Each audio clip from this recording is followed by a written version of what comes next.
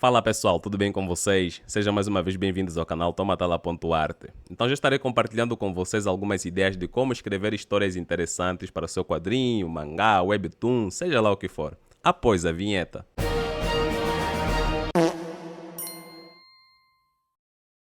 Então digamos que você teve uma ideia fantástica e de repente começou a desenhar capítulos atrás de capítulos ou episódios atrás de episódios do seu quadrinho.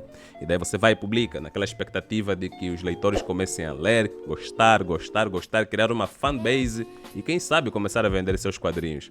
Mas daí nada disso funciona, só alguns gostam daqui e dali e pronto, morre por aí. Para evitar isso é bom escrever uma boa história. Não basta você ser um ótimo artista, mas também tem que saber escrever uma história que envolva o leitor, que faça com que ele queira saber mais sobre aquilo, para onde aquilo vai. Por isso é bom estruturar ou escrever uma boa história antes de começar a desenhar capítulos atrás de capítulos. É bom organizar as coisas e botar a cabeça no lugar, beleza? Então já estarei compartilhando com vocês aqui algumas dicas de como escrever histórias interessantes. Vamos lá? Tipo cruel, que sacode o baile inteiro. Primeiro ponto seria aprender com as referências, como por exemplo filmes, seriados, desenhos animados, livros de ficção, quadrinhos, mangás e por aí vai. Por que isso é muito importante? Porque basicamente já existe uma biblioteca aí de várias histórias que temos nesses vários formatos que vos disse, que deram certo. E detalhe, usar referências, adaptar de referências, não significa plagiar. Se você copiar exatamente alguma história que já existe por aí, isso é plágio. Inclusive é crime fazer esse tipo de coisas. Então, como nós já temos uma vasta biblioteca de filmes, seriados, desenhos animados e por aí vai, um monte de histórias que já deram certo, é bom você aprender com aquilo que está funcionando, para daí você desenvolver também a sua história, você escrever a sua história, beleza? Tipo cruel, que sacode o baile inteiro. O segundo ponto seria escolher adotar um estilo e pesquisar sobre. Por que eu digo isso? Porque há uns que gostam de desenhar drama, quadrinhos de drama, outros de ação, outros de terror, fantasia, vai de cada um. Então, escolha aquilo que você gosta de desenhar, de fazer, pesquise sobre esse estilo, adote esse estilo, obviamente, e você vai ter igual um monte de referências aí também que vão de acordo com o estilo que você gosta. E de preferência pega aquelas histórias que foram escritas, que foram um sucesso, histórias que deram certo. E com base naquilo, pegue inspiração para você elaborar também a sua história, escrever alguma coisa sobre, antes de começares a desenhar o seu quadrinho, mangá, seja lá o que for, estruturar essa parte, beleza? Tipo cruel, que sacode o baile inteiro. O terceiro ponto seria a estrutura em si, de como você vai escrever a história. Em outras palavras, a tua história tem que ter início, meio e fim. Você não necessariamente precisa escrever todo um livro de como vai ser o seu webtoon, o seu mangá, seu quadrinho, seja lá o que for. Pelo menos os pontos cruciais, você tem que saber como a história vai começar, como é que vai andar lá no meio essa história e como vai finalizar. Porque essa parte aqui é muito importante, galera. Vou-vos dar aqui alguns exemplos, né? Na verdade, só um, que é para ser mais dinâmico. Não sei se já acompanharam um mangá, que também tem um anime chamado Jujutsu Kaisen.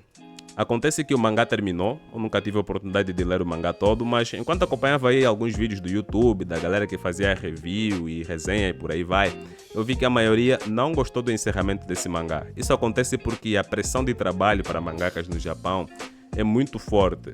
Lá o pessoal é tão pressionado que eles têm que publicar semanalmente nas revistas, senão vão ficar para trás, ainda mais quando é um mangá que vira um sucesso.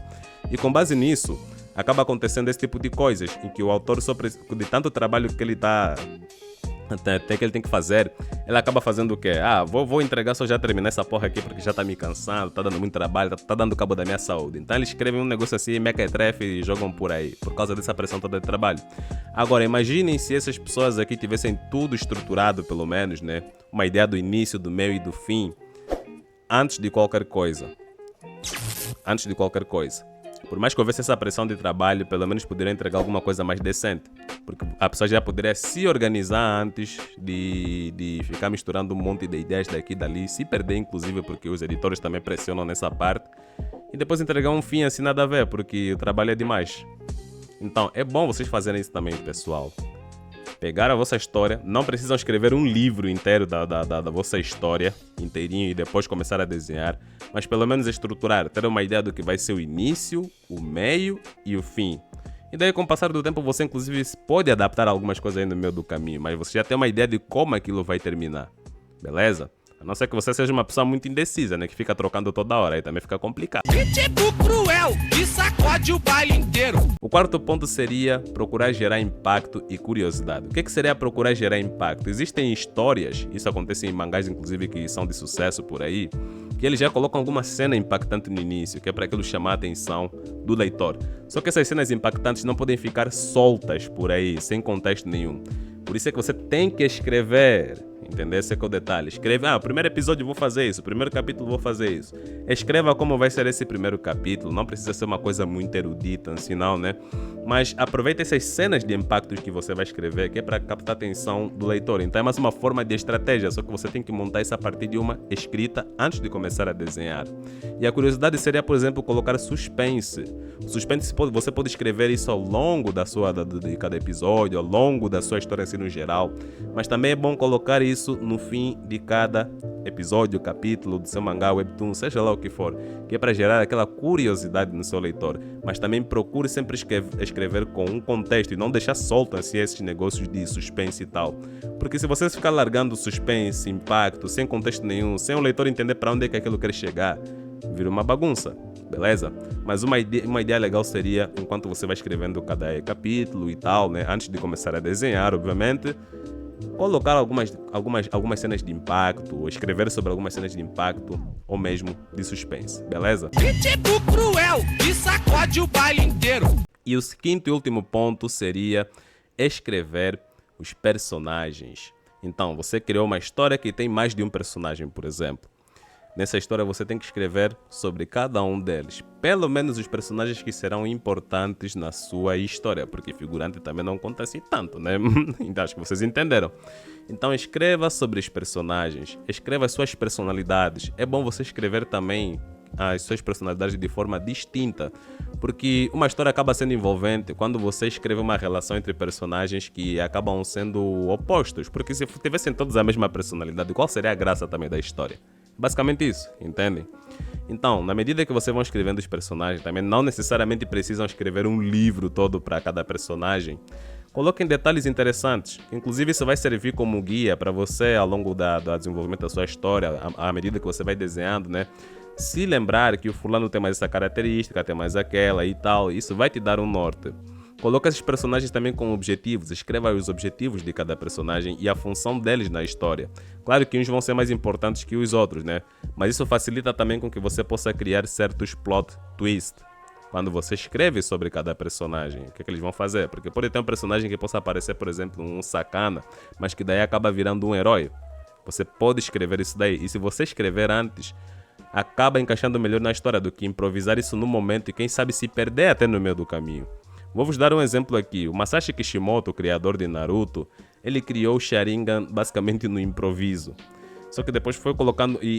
enfim, Naruto virou um sucesso e à medida que ele ia publicando o mangá, foi colocando um monte de coisas aí que basicamente esqueceu que o Sharingan estava lá, basicamente esqueceu as funções iniciais do Sharingan, foi inventando um monte de novos poderes que chegou momentos até que nem fazia mais sentido o Sharingan em si, né? Foi implementar lá os Izanagi, Izanami... criando um monte de retalhos aí que virou uma bagunça. Por quê? Porque ele não se preparou, por exemplo, com os mínimos detalhes, colocando início, meio e fim, para o caso particular do Sharingan e afins, né? Então, por isso é sempre bom vocês se organizarem. Basicamente, tudo isso que eu disse aqui para vocês é se organizar na escrita. Agora, vai depender da sua criatividade, porque por mais que você siga passos para poder se organizar e fazer uma história boa, é sempre bom ter paciência também e isso vai depender da sua criatividade. Mas como disse antes, o primeiro ponto é pegar referências. Referências são muitíssimo importantes, pessoal. Se você está com pouca criatividade, está com travamento de criatividade, pegue referências que vão te ajudar bastante. Olhe filmes, desenhos animados, leia quadrinhos e por aí vai. Beleza?